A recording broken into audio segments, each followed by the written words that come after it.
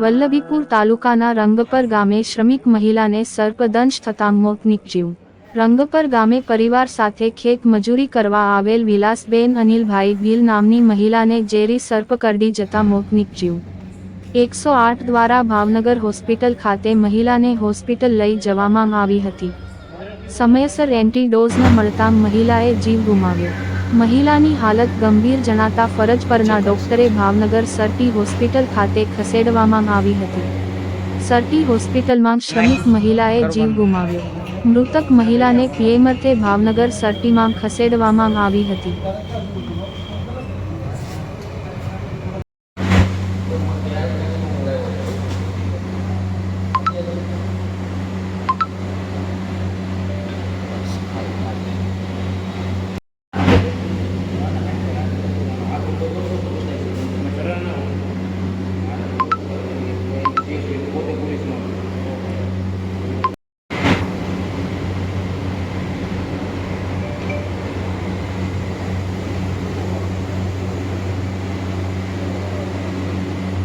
अरे यार।